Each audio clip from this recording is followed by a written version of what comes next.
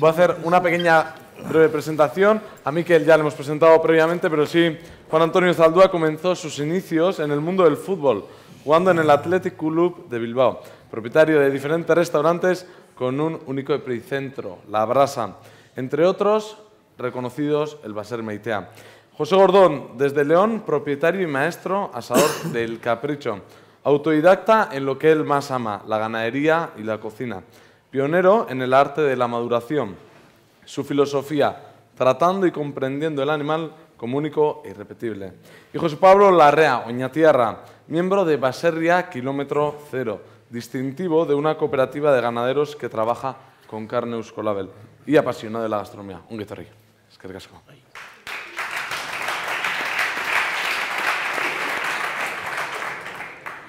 Bueno, yo voy a hablar poco. Yo creo que tenemos la oportunidad, están con nosotros y no os riáis. Y vamos a arrancar, ya que estamos en ese orden, por Juan Antonio. Juan Antonio, aparte de esa historia de la parrilla, él en este momento tiene más de una parrilla. Tiene una parrilla en las Encartaciones, tiene otra al lado de Guernica, tiene el Baserri Maitea, bueno, tiene un sinfín de parrillas y él es un hombre que lleva muchísimos años también.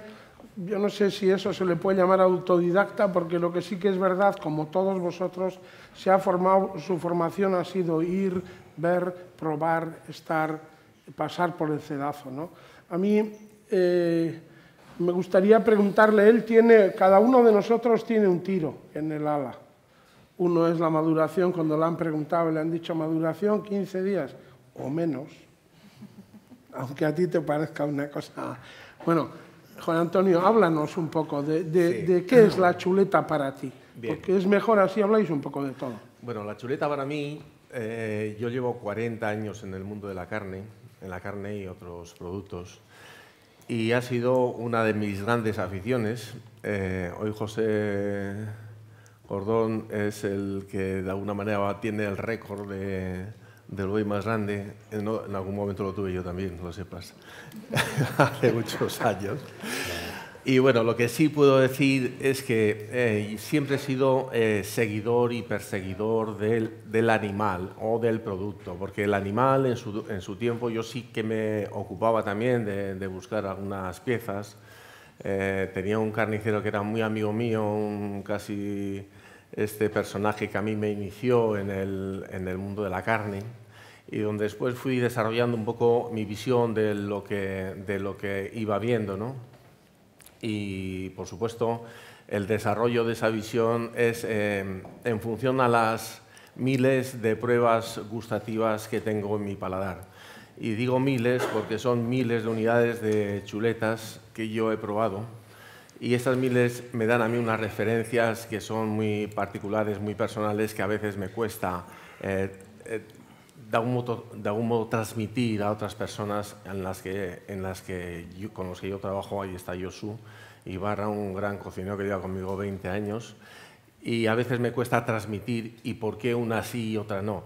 Esto es una historia personal, es casi un tema intuitivo, es algo que tú has vivido y que es difícil a veces de transmitir, ¿no? Eso es la guapeza de una vaca, ¿no? Sí, la guapeza de una vaca. Cuando yo escucho, creo que se ha hablado casi de todo, y dices, ¿qué puedes aportar? Pues siempre se pueden aportar cosas. Y yo aportaría, entre las cosas que pudiera decir y de mi experiencia, es que cuando se habla de la maduración de la carne, ni todas las carnes son iguales, ni todos los animales son iguales. Y las carnes, el exceso de maduración no hace la terneza en la carne. La gente transmite como terneza en base a función de tiempo de maduración. Yo creo que es un concepto erróneo. Yo en mi test que hago a un chuletero es súper sencillo. Primero le miro el apartado extramuscular, la conformación de la cinta. No voy al buey en origen, para eso está José aquí, para hablaros. Tiene una finca maravillosa, tiene unos animales increíbles, él los va a contar. Pero yo lo que sí veo es el animal cuando está ya en canal o está colgado, y lo primero que le hago es la primera visión, ya determino los parámetros que para mí pueden ser suficientes, pero le tengo que hacer 2 catas más. Luego le hago un corte para ver, porque a veces la infiltración intramuscular no siempre es excesivamente interesante. Si la carne no es jugosa, y esto también se ve, o sea, es algo que se percibe, tampoco nos va a aportar demasiada historia. Puede ser una carne, voy a poner un ejemplo muy sencillo y lo va a entender casi todo el mundo porque el jamón lo habéis probado todos. Hay carnes o jamones donde veis que la carne o la grasa funde. Esa grasa ya nos marca unos parámetros maravillosos de ese fundido en la temperatura. Estamos hablando de una temperatura de 22, 24 grados, no estamos hablando de a 60. Entonces ya te da un parámetro exterior que dices, joder, esta carne nos puede marcar una línea de, por lo menos, de seguir mirándola. La segunda línea sería que si esa grasa extramuscular en la intramuscular estuviera en esa conformación de esa grasa fundente, no de esa grasa seca. Hay grasas fundentes y grasas secas. Las grasas secas sí nos aportan esa grasa, pero que no es ni tan sabrosa ni tan rica, con lo cual a mí muchas veces no me interesa, prefiero una carne jugosa, no siendo grasa, a una carne muy infiltrada que no me dé ningún apartado. Cuando busco esa combinación de ambas dos, digo, joder, pues estoy en la carne que a mí personalmente me entusiasma, ¿no? Y esto sería un poco el primer apartado. Y luego dentro de los animales, el buey, la vaca, yo creo que cuando hemos hablado antes de 15 días, 3 semanas, un mes, todo eso está como un parámetro, está bien. Pero una carne también se puede delimitar si es tierna o no. Y esto es un mirar tan simple, ¿no? Voy a poner un ejemplo que también es súper sencillo y lo vais a entender todos. Cuando nosotros comemos una carne, a veces en boca nos quedan unas fibrillas. Antes hemos hablado del tejido conectivo. ¿Qué pasa a esas fibrillas? Esas fibrillas, cuanto más densidad tienen, más dura se nos hace inicialmente la carne. Porque curiosamente las fibras musculares, lo que es la carne en sí, ha desaparecido en nuestro paladar. Nos ha quedado esa bolita, la bola de chicle, que dices, ahí va, me sobra esto, pero tú miras allí y allí poca carne hay, es todo fibrilla. Entonces, dentro de ese parámetro, yo voy a por lo menos voy a mirar la densidad de esa fibra. Antes los carniceros y los que son esto metían el dedo así y decían, tierno, duro. Bueno, pues hoy no, hoy lo que vamos a hacer es algo mucho más simple y es mirar esa fibra visualmente con los ojos, viendo la densidad que tiene y viendo la consistencia que tiene en la ruptura de la carne, ¿no? Entonces ya nos da un parámetro de terneza de que nos va a aportar muy mucho a la hora de decir esta carne la puedo sacar con 10 días súper tierna, que necesita quizá deshidratarse un poquito, pues sí. ¿Nos va a quitar un sabor así? Tampoco. O sea, tiene un porcentaje más alto de agua, una deshidratación mayor le va a producir quizá un sabor más concentrado, pero no por eso nos va a desvirtuar absolutamente nada. Yo estoy comiendo una carne y lo hemos probado muchísimas veces, Miquel. Lo hemos probado, ¿verdad? A ver. Sí. Donde con 8 días la carne se deshace en la boca. Carne de ganado mayor. Y cuando hablan de ganado mayor, no porque tenga 12 años va a ser mucho más dura. Esto tampoco es así. La carne puede tener 12 años y no por eso ser dura. Puede ser igualmente tierna. Lo que tiene que ser es que esas fibrillas, el tejido ese conectivo, sea lo más delgado posible. ¿Y eso se da en todos los animales? No. Por eso yo hablo de la unidad animal. Y cuando hablo de la unidad animal, hablo porque esa coyuntura se da en esas piezas en concreto. ¿Cómo podemos llegar ahí? Ahí está la dificultad. A través del proveedor, porque el proveedor a todos tampoco nos puede dar lo mejor. Es imposible. Todo lo que tiene es maravilloso. Tiene que hacer un reparto de, si yo tengo ese contacto directo con el proveedor, pero ya no directo en el contacto con él, si no tengo ese contacto directo con el producto suyo, y yo puedo ir allí y decirle, lo que quiero yo es esto, esto y esto, es cuando a mí me va a hacer que la uniformidad de lo que vendo vaya a ser siempre muy alta y muy importante. Y esta es un poco la base, porque luego el asado, el cocinado, pues aquí yo creo que se habla más o menos casi de todo y todo ya ha sido más que válido. Nosotros solamente hacemos una apuntalar. Siempre hemos ido de brasa administrada, nunca de una brasa fuerte. ¿Por qué? Porque la brasa administrada, esto es como cuando yo toco me da igual, la cocina de casa, yo sé en función a qué o cómo, qué potencia darle a ese fuego para que me dé. Entonces, la brasa administrada a mí lo que me hace es, me facilita porque no es lo mismo estar asando una chuleta 4 o 6 en distintos tiempos, con lo cual no quiero uniformar la historia, sino lo que quiero es, dentro de la parrilla, pues intentar jugar con la misma y darle incluso ese grosor. La chuleta a veces nos viene 1 kilo, otras veces 2. Nosotros podemos soltar en una pieza o en 2, depende también. Cinta estrecha, la parte alta, lo que es el lomo bajo, el alto. No es lo mismo en un chuletero me da igual, de 40 kilos, a en uno de 25. La diferencia de grueso en función al tamaño nos varía mucho. Vamos a jugar con todos estos elementos e intentar hacer que cada historia sea una, ¿no? Punto. Y esto es un poco en general lo que os podría decir. Juan Antonio, la brasa administrada, digo, para alguno que no haya entendido, es que ellos meten una pala, van al hornito donde han hecho la brasa, sacan y ponen debajo de donde está. Lo que no hay es una brasa que se enciende y está ahí. Que administran el fuego. Y eso para nada, porque si alguien... antes he oído una palabra que me ha gustado mucho, hablaban aquí de los mitos en la cocina, ¿no? Yo creo que hay excesivos mitos, demasiadas historias contadas, que muchas veces trascienden de unos a otros y parece que se hacen grandes verdades. Y luego, sin embargo, si las analizáramos, si las viéramos así en directo y si las probáramos, pues diríamos, pues no es tan real lo que se dice como lo que pensábamos nosotros. Yo cuando antes hablaba del tiempo o el tema de la cocción con la brasa administrada, no por eso se cuece la carne. Ya le daré yo la altura que necesite. Yo puedo tener mucho calor y aquí se me está abrasando la carne, o puedo tener muy poco calor y aquí se me está asando perfecta. O sea, eso también yo sé cómo tratar la historia, eso es lo que tengo que hacer, ¿no? Y esto es un poco en general lo que podía contaros, además de muchas cosas que se han dicho que estoy muy de acuerdo con unas y, por supuesto, con algunas pues tampoco.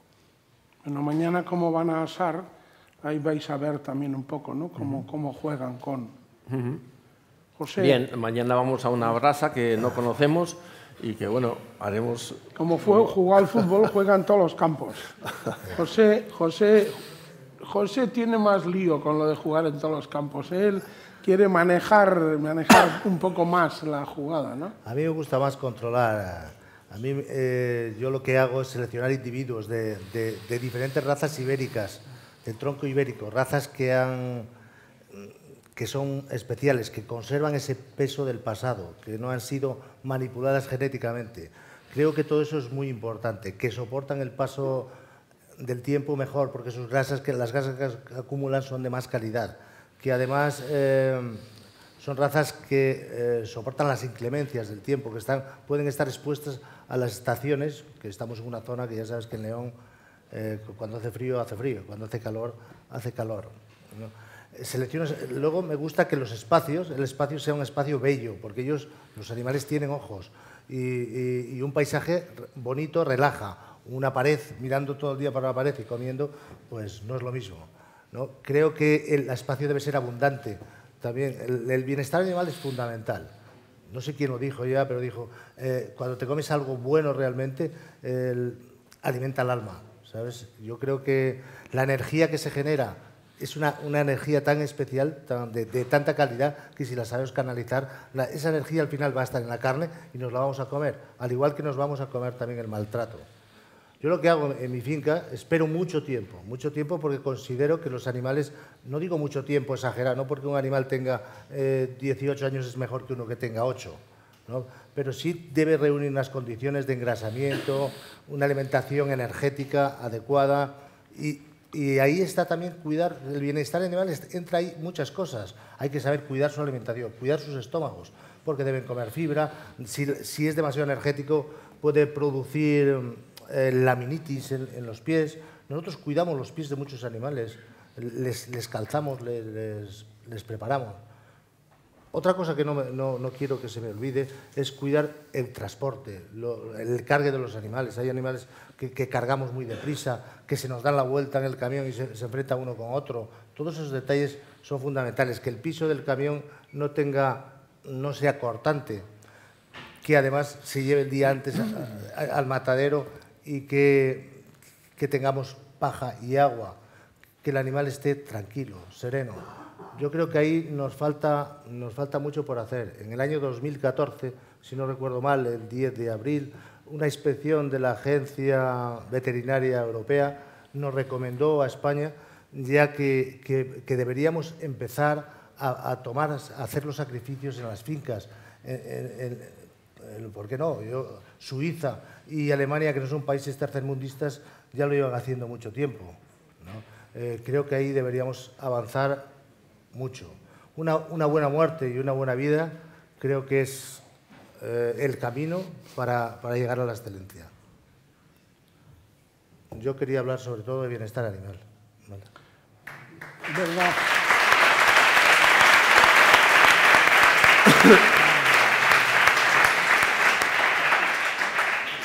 Aparte del animal, explícanos también, tú tienes unas técnicas especiales. Sí, bueno, yo trabajo esa historia del temperamento. Trabajo de forma distinta. Nosotros tenemos una parrilla con 2 alturas, ¿no? En la primera, en la parrilla, la temperamos en la parte alta y estamos, claro, muy importante, no se trata de temperar simplemente, se trata de mover continuamente la chuleta para que los líquidos nunca estén hacia abajo, sino cuando quieran empezar a caer, se damos la vuelta y se mantengan dentro de la carne, ¿no?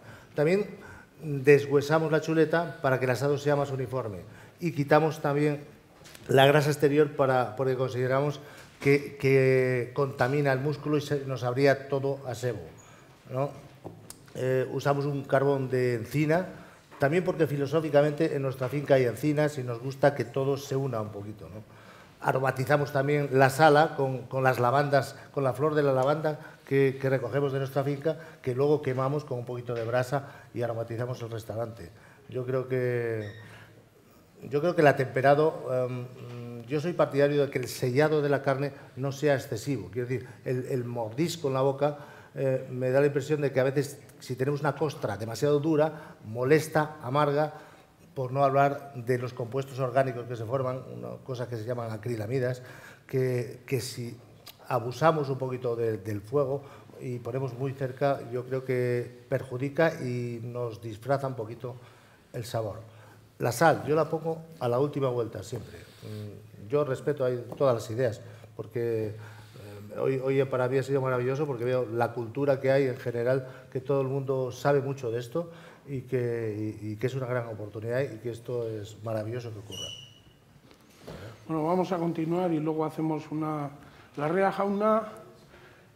¿Qué pasa cuando hablamos de...? Porque aquí hay vacas, hay chalas, hay matutos, hay cebones, pero nos falta un algo, ¿no? Que yo creo que está Euskolabel, o sea, hay historias, pero ¿dónde tenemos que ajustar la frecuencia para poder suave hacer? Porque hay más historia de animal joven, pero todos esos animales jóvenes han tenido una madre. ¿Y qué pasa ahí? ¿Hay esa descompensación? ¿Por qué eso? ¿Qué vais a hacer o qué hacéis? Bueno, primero deciros que os habréis dado cuenta que sois de los poquitos que no llevan chaquetilla de los que se han sentado hoy aquí, con lo cual yo vengo a presentar otro punto de vista en toda esta historia, ¿no? Baserria Kilómetro Cero es el distintivo de identidad de una cooperativa de ganaderos que agrupa a 300 ganaderos de las 3 provincias que, en el caso que nos atañe hoy, lo que crían es ganado vacuno. Hablando de números, Euskadi es pequeño. Dentro de Euskadi nosotros representamos la cooperativa más grande en ganado vacuno, pero estamos hablando que podemos tener en torno a 12.000 vacas y que sacrificamos al año en torno a 7.000, 8.000 terneros y unas 1.200 vacas. No sé dónde está el argentino, el último que ha hablado, que decía que en un día había 7.500 terneros o 7.500 animales donde él podía escoger. Eso creo que nos da una idea de lo distinto que puede ser el mundo en unos sitios y en otros. Nuestra cooperativa desde hace casi 30 años está comercializando carne de vacuno con certificación de calidad Euskolabel. La certificación de calidad Euskolabel se basa en criterios de origen de los animales, condiciones de vida de los animales donde tenemos en cuenta tanto la alimentación, que es uno de los elementos fundamentales para conseguir el producto que nosotros queremos, como el bienestar animal, que hoy creo que ha salido un montón de veces encima de esta mesa y que es una realidad que cada vez nos preocupa más. Para que os hagáis una idea, la certificación de calidad Euskolabel exige condiciones de bienestar animal por encima de los que exige la Europa. Somos una certificación de calidad un poco original en el mundo del vacuno, porque normalmente a nivel del Estado la mayor parte de las certificaciones de calidad están ligadas a una raza. ¿Vale? Nos puede pasar en Asturias, nos puede pasar con la avileña, nos puede pasar en más sitios. Nosotros no. Aquí cuando se hizo las bases de la certificación de calidad se miró un poco cuál era el mapa de Euskadi y en Euskadi teníamos afincadas dos razas, bueno, hay tres, pero a nivel de certificación de calidad entran dos razas autóctonas, que son la pirenaica y la terreña. La terreña es una vaca con ciertos parecidos a la tudanca, es de ese tipo de tronco. Y después también estaban muy implantadas otras razas que podemos considerar foráneas, pero que están muy implantadas, como es el limusín o el charolés. Y luego, en último lugar, tenemos las vacas frisonas de aptitud lechera, pero que en un momento determinado, cuando acaban su vida productiva en leche, tras un proceso de engorde, dan una carne maravillosa. Vale, nosotros como cooperativa durante 25 o 20 de estos 30 años hemos hecho la mayor parte de la comercialización al carnicero tradicional, que nos compraba las canales, las medias canales o el despiece en función de sus necesidades.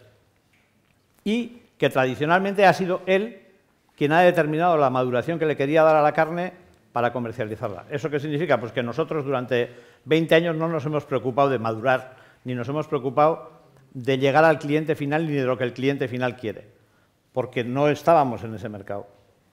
Hace unos 7 o 8 años empezamos a hacer la comercialización en la porción consumidor y eso sí que nos ha obligado a dar un pequeño cambio porque ahora sí soy yo responsable de que la carne que le llegue al consumidor llegue en condiciones que el consumidor considere óptimas para su consumo.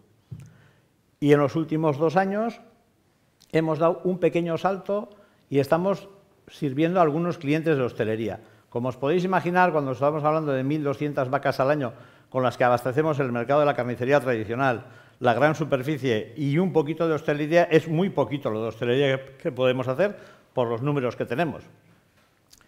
Pero sí que nos ha hecho ver muchas más cosas y entramos en el debate ese de la maduración. En la carne que hacemos en la porción de consumidor, nosotros estamos haciendo maduraciones en torno a 21 días en la carne de vaca. Vamos a hablar de maduración en carne de vaca siempre.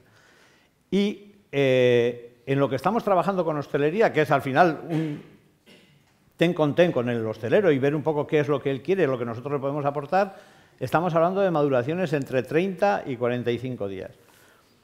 No vamos a sentar cátedra, ni muchísimo menos. Además, una de las cosas que más me ha gustado hoy es escuchar a grandes profesionales de todo el mundo que todos tratan la carne maravillosamente bien, pero con criterios muy distintos unos de otros.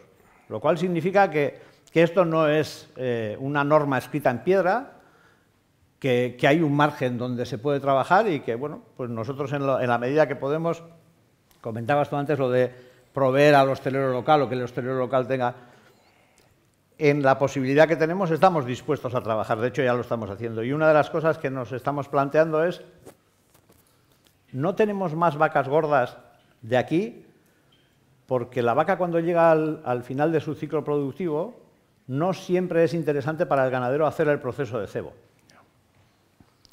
En función del coste del precio del pienso, un proceso de cebo de una vaca puede ser muy caro para después el retorno que se puede tener vendiendo ese animal, sobre todo si la rentabilidad se basa exclusivamente en la chuleta.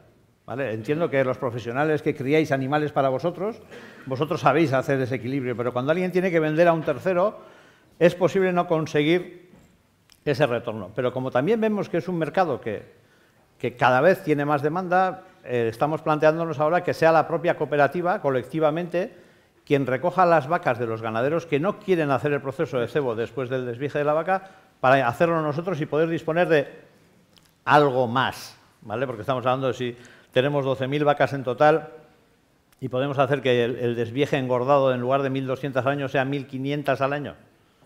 Ahí nos movemos. Bueno, pero eso que es testimonial hoy, pasado mañana, si empieza ese proceso, puede mejorar. Esto es andar, ¿no? Iniciar un camino. Sí, por eso estamos en esa línea. Además, el mercado de la hamburguesa en España ha crecido muchísimo, con lo cual la vaca de fábrica está a unos precios muy grandes y el ganadero a veces dice no le compensa. No. Mira, nosotros si hemos podido empezar a hacer algo con la chuleta para hostelería es porque hemos desarrollado un mercado en la hamburguesa que nos permite rentabilizar el resto de la vaca. Si no, sería absolutamente imposible que nosotros nos atreviéramos a despiezar chuletas para ofrecerlas a la hostelería. La hamburguesa, que es lo que nos está permitiendo crecer y dar salida a los kilos de carne que no son esa carne de chuleta, es lo que nos permite eso, el poder llegar al hostelero. Yo estoy encantado por lo que he oído, a ver lo que pasa. Yo creo que sí que hay una labor. Yo entiendo la dificultad, porque es difícil, está claro, y la competencia. Pero ayer, por ejemplo, cuando veíamos esa carne a 12, ¿cómo era? 12,5, 12,95. Claro, ahí es donde te cruje, ¿no? Dices, joder, es que el esfuerzo... Uno echa las cuentas de lo que y dices, solo puede ser de una vaca de desecho, de una vaca de fábrica, porque, quiero decir, los números... Nosotros, por ejemplo, en el mercado nuestro local, nuestro mercado estrella de la chuleta, aparte de los parrilleros que hay, son las sidrerías. Por número, obviamente, son donde más chuletas se consumen en Euskadi. Solamente tenemos una sidrería que nos compra la carne a nosotros y que trabaja todo el año con carne local. Que no digo que sea ni mejor ni peor que cualquier carne de otra procedencia, pero que, bueno, que es una apuesta más y hay consumidores que, como consumidores, apreciamos lo local. Porque otro de los elementos que se habla hoy es de la sostenibilidad. No podemos compararnos con Argentina porque nosotros somos una pequeña mota de polvo en el espacio y además una orografía bastante complicada, ¿vale? Pero sí que estamos absolutamente convencidos que los 300 ganaderos que conforman la cooperativa y los demás que no están en la cooperativa juegan un papel fundamental en el mantenimiento de nuestro entorno y tal y como lo conocemos nosotros. Es decir, nosotros tenemos una fisonomía de Euskadi, un ecosistema en Euskadi que es el que es por la acción del ganadero tanto en los valles como en las montañas. En estos momentos hay tendencias que hablan de quitar la presencia humana de todo aquello que sea un entorno mínimamente protegible, pensando que vamos a generar un ecosistema maravilloso. No, vamos a generar otro ecosistema que no tiene por qué ser ni mejor ni peor, porque ganaremos variabilidad hacia unas especies y la perderemos en otras. Con lo cual, nosotros somos firmes y convencidos defensores de que la tarea del ganadero a pie de prado es fundamental para el mantenimiento del entorno. Yo creo que es compatible todo, ¿no? Los dos, digamos, las dos personas que han representado a ese mundo que vende carne, que cría carne, en lo vuestro. Yo a Juan Antonio le he preguntado 1000 veces, ¿esta vaca de dónde es? Y él ha hecho un esfuerzo grande durante años de compra alrededor. Muchas vacas están en el barrio, ¿no? Y seguimos haciendo. Nosotros, si tenemos carne buena, nosotros fundamentalmente nos nutrimos también, entre otras cosas, como es normal, es de los clientes. Tenemos una línea establecida, igual que tiene José y otros que están aquí, tenemos una línea establecida y lo que no queremos es que esa línea cambie. Entonces, como no queremos que esa línea cambie, lo que tenemos que hacer es nutrirnos de esos proveedores que nos puedan aportar eso que nosotros queremos. Entonces, José es autosuficiente porque él tiene, yo le he dicho, creo que no es que sea autosuficiente, creo que tiene un exceso, debería de repartir un poquito con algunos de nosotros, pero que nos dejara elegir a nosotros las que queremos nosotros, no las que él quiera vender. Sería un poco la historia y probablemente todos ganaríamos, incluso él. Estoy pensando en ello. Lo estás pensando, pero no lo haces. Entonces, dentro de esta historia es que vas buscando unos parámetros, pues igual que buscas en otros productos. el kilómetro cero, que es maravilloso, nosotros nos nutrimos de la huerta y de nuestros agricultores de allí. O sea, si lo tenemos a pie de casa, mejor que sean 5 metros, porque es más fácil para todos. Lo podemos tener al momento, es todo mucho más inmediato, mucho más interesante, pero luego cuando vamos buscando cosas puntuales o especiales nos tenemos que nutrir de otros sitios. Y esto nos pasa en la carne y en otros artículos, como puede ser el pescado o como si nos traen el espárrago de Navarra ahora, porque no tenemos nosotros en esto, ¿no? Entonces, dentro de esa historia de supervivencia y un poco de continuar con tu línea de trabajo, pues lo que tienes que hacer es adecuarte un poco a los mercados que hay y dentro de esos mercados tener tú esa capacidad de compra para tener lo que tú quieras tener. Yo, José, te he oído antes en una conversación que has comentado qué número de animales has matado. Pues igual he sacrificado 100 bueyes este año. 100 bueyes. Que en proporción al mercado es la tira. Pues probablemente más del 50%. Lo que sí es cierto que sí podemos echar una mano, ya no si no nos focalizamos tanto y decir, pero yo, por ejemplo, a nivel peninsular, ¿no? Podemos generar o fomentar, que yo lo hago habitualmente, que los ganaderos sigan criando especies que algunas de ellas están en riesgo de extinción. ¿Por qué? Pues porque no tienen el rendimiento adecuado. Claro, la Limousin es una raza que llega de Europa, que pare muy fácil, que da terneros muy grandes, que la asturiana de los valles le meten un gen para que tenga más nalgas, más culo, más... yo creo que todas esas manipulaciones a veces se nos están escapando entre los dedos cosas que las vamos a perder y las vamos a echar de menos pronto. Yo creo que eso sí es una labor que sí podríamos hacer nosotros, fomentar que ganaderos sigan criando razas autóctonas, razas nuestras, ¿sabes? Siempre que vean que alguien se las va a pagar y se las va a consumir. Todo tiene su complicación, ¿eh? Yo recuerdo cuando nosotros arrancamos en la finca nuestra, allí en Moreruela, la persona que estaba, bueno, uno de nuestros socios quería poner parda y le decían los veterinarios, no, ni se te ocurra. ¿Por qué? Porque tiene unos codos, el doble que la Limousin. Entonces, al final, él dijo que quería poner esa por la mirada, por no sé qué, se puso esa, y el primer cruce se hacía con Limousin, porque era un parto mucho más sencillo, y luego de ahí para adelante ya empezaba. Pero yo creo que eso también es otra historia. Y nosotros que teníamos 600 madres, hemos intentado entrar en ese mundo del mercado de la vaca 7 años.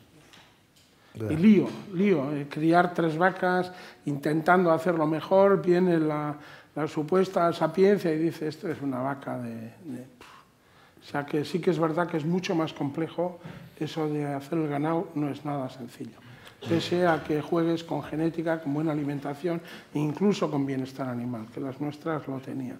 O sea, que hay algo... En el mundo de la chuleta, que somos, como os digo, neófitos, hacemos pruebas, será porque nos gusta la carne igual, ¿no? Entonces nos gusta probar un poquito el género que vamos haciendo y lo que, con todos los respetos a todas las opiniones, nosotros trabajamos con razas muy dispares y con cruces entre ellas también.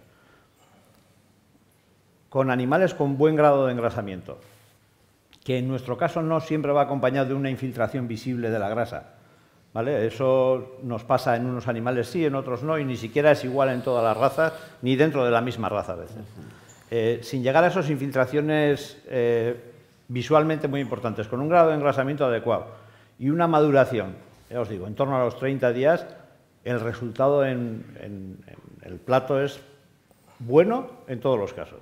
Ya no voy a decir excepcional, pero muy satisfactorio para cualquiera que lo que pasa que el variable y el variante en esa historia sería que vamos a poner esos 2 animales con una misma alimentación, una misma... manejo. Me da igual el apartado del... No sé, me da igual. O sea, creo que el bienestar animal es fundamental en toda esta historia, pero esa misma alimentación, incluso esa misma camada de la misma vaca con distintos hermanos, me da igual, y luego vamos a poner la mesa y a ver si nos salen iguales las dos. Pues va a resultar que curiosamente no. No. Va a resultar que curiosamente no. Con esto, cuando hablamos de individualidad animal, es porque cada animal desarrolla de una manera diferente. Todo esto que está, todas las granjas estas, o en este caso las ganaderías, intensivas o extensivas, que uniforman el ganado en función a una raza, a unos años de crianza, a un esto, nos da una calidad media, buena, alta. Pero la excelencia la tenemos que buscar en las unidades, que es a lo que yo voy desde el principio. Si nosotros estamos buscando la excelencia, no podemos buscar en un parámetro determinado animal, sino en la unidad animal. Porque probablemente dentro de esos animales haya también algunos excelentes. Entonces, ahí sería el tema de decir, yo no soy el lector de un animal en vivo para ver que los he visto, yo he visto al ganadero y a esto, cómo le tocan, para ver la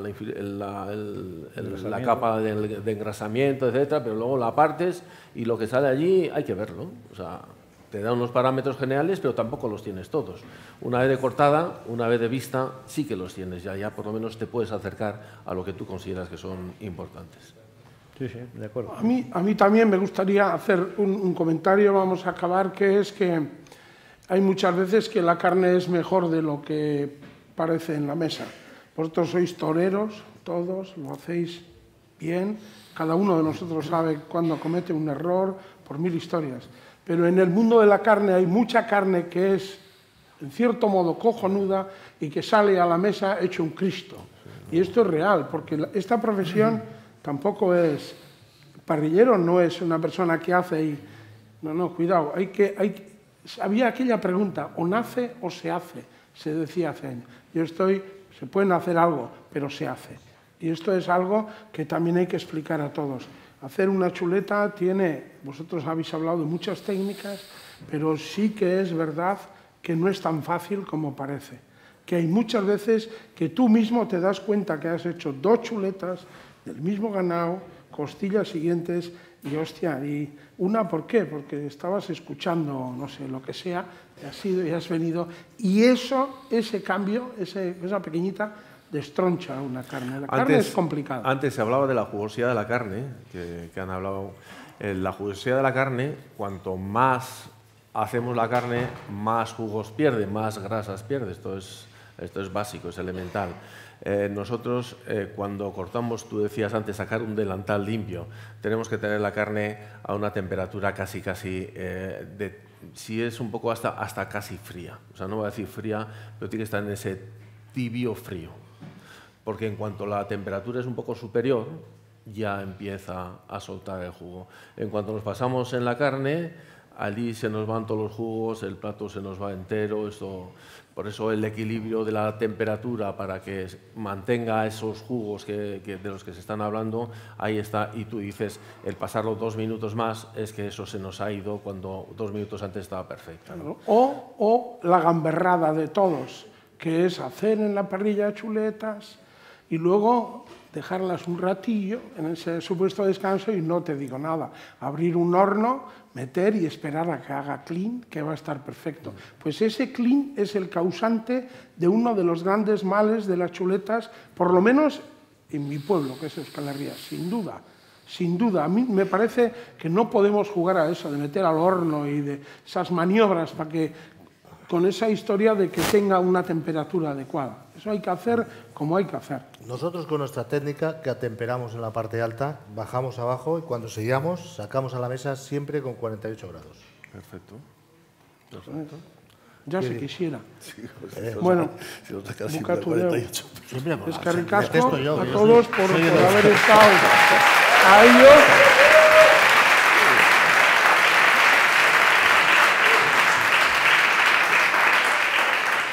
Darles ánimo, sobre todo a la REA, que tiene aquí gente que puede ayudar y buscar la excelencia, que igual es un camino de hacer el chupitrupi, la vaca chupitrupi. Es un camino. Un camino. Es que ricasco. Perfecto. Venga. Oso ondo itxi, ne?